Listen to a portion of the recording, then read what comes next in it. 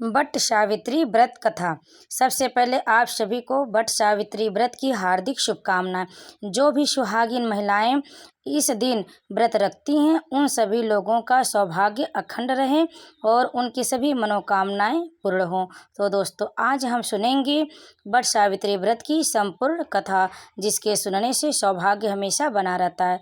तो दोस्तों इस कथा को अंत तक श्रवण अवश्य करें ताकि आपको व्रत का संपूर्ण फल प्राप्त हो सके।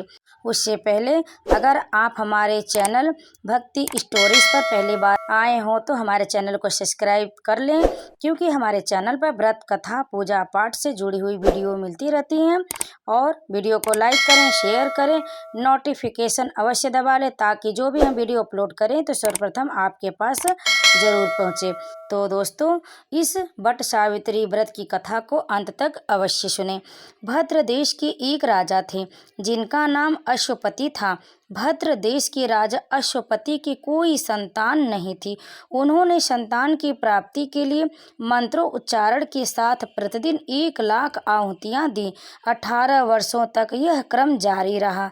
इसके बाद सावित्री देवी ने प्रकट होकर वर दिया कि राजन, तुझे एक तेजस्वी कन्या पैदा होगी। सावित्री देवी की कृपा से जन्म लेने के कारण से कन्या का नाम सावित्री रखा गया।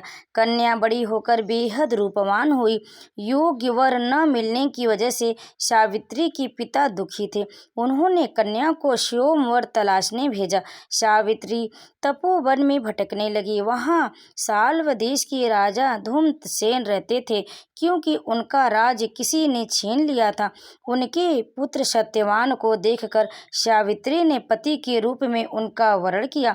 ऋषि राज नारद को जब यह बात पता चली तो वह राजा अश्वपति के पास पहुंचे और कहा कि हे राजन, यह क्या कर रहे हैं आप? सत्यवान गुणवान हैं, धर्मात्मा हैं और बलवान भी हैं, पर उसकी आयु बहुत छोटी है।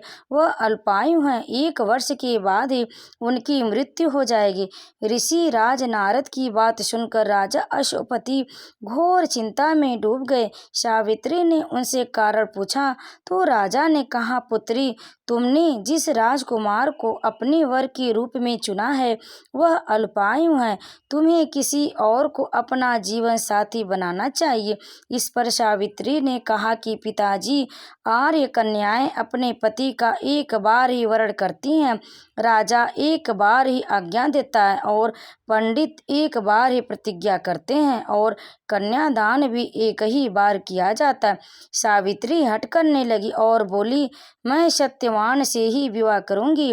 राजा अश्वपति ने सावित्री का विवाह सत्यवान से कर दिया। सावित्री अपने ससुराल पहुंचते ही सास ससुर की सेवा करने लगी। समय बीतता चला गया। नारद मुनि ने सावित्री को पहले ही सत्यवान की मृत्यु के दिन के बारे में बता दिया था। वह दिन जैसे जैसे करीब आने लगा, सावित्री अधीर होने लगी। उन्होंने 3 दिन पहले से ही उपवास शुरू कर दिया। नारद मुनि द्वारा कथित निश्चित तिथि पर पितरों का पूजन किया। हर दिन की तरह सत्यवान उस दिन भी लकड़ी काटने जंगल चले गए। साथ में सावित्री भी गई। जंगल में पहुंचकर सत्यवान लकड़ी काटने के लिए एक पेड़ पर चढ़ गए।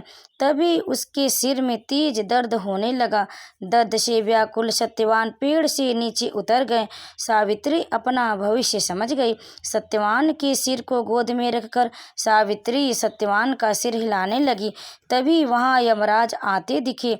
यमराज अपने साथ सत्यवान को ले जाने लगे। सावित्री भी उनके पीछे पीछे चल पड़ी। यमराज ने सावित्री को समझाने की कोशिश की कि यही विधि का विधान है, लेकिन सावित्री नहीं माने। सावित्री की निष्ठा और पति परायणता को देखकर यमराज ने सावित्री से कहा कि हे देवी, तुम धन्य हो, तुम मुझसे कोई भी वरदान मांगो। तब पहला वरदान सावित्री ने मांगा कि मेरे सास ससुर वनवासी और अंधे हैं, उन्हें आप दिव्य ज्योति प्रदान करें। यमराज ने कहा, ऐसा ही होगा, जाओ अब लौट जाओ। लेकिन सावित्री अपने पति सत्यवान के पीछे पीछे चलती रही। यमराज ने कहा, देवी तुम वापस जाओ। सावित्री ने कहा, भगवान, मुझे अपने पति देव के पीछे पीछे चलने में कोई परेशानी नहीं है, पति के पीछे चलना मेरा कर्तव्य है। यह सुनकर उन्होंने फिर से उसे एक और वर मांगने के लिए कहा। दूसरा वर, सावित्री बोली, हमारे ससुर का राज्य छिन गया है, उसे पुनः वापस दिला दे। यमराज ने सावित्री को यह भी वरदान दे दिया और कहा, अब तुम लौट जाओ। लेकिन सावित्री पीछे पीछे चलती रही। यमराज ने सावित्री को तीसरा वरदान मांगने को कहा। इस पर सावित्री ने 100 संतानों और सौभाग्य का वरदान मांगा।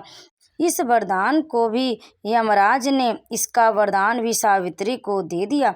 सावित्री ने यमराज से कहा कि प्रभु, मैं एक पतिव्रता पत्नी हूँ और आपने मुझे पुत्रवती होने का आशीर्वाद दिया। यह सुनकर यमराज को सत्यवान के प्राण छोड़ने पड़े।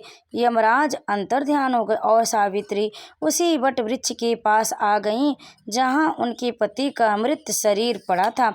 सत्यवान जीवित हो गया और दोनों खुशी खुशी अपने राज्य की ओर चल पड़े। दोनों जब घर पहुँचे तो देखा कि माता पिता को दिव्य ज्योति प्राप्त हो गई। इस प्रकार सावित्री सत्यवान चिरकाल तक राज्य सुख भोगते रहे। अतः पतिव्रता सावित्री की अनुरूप ही प्रथम अपने सास ससुर का उचित पूजन करने के साथ ही अन्य विधियों को प्रारंभ करें। बट सावित्री व्रत करने और इस कथा को सुनने से उपवासक के वैवाहिक जीवन या जीवन साथी की आयु पर किसी प्रकार का कोई संकट आया भी हो तो वह टल जाता है। और यह कथा यहीं पर समाप्त हुई। इस कथा को अंत तक सुनने के लिए आप लोगों का बहुत बहुत धन्यवाद। जो भी बट सावित्री व्रत की इस कथा को अंत तक सुने उसका सौभाग्य हमेशा बना रहे, उसकी समस्त मनोकामना पूर्ण हो।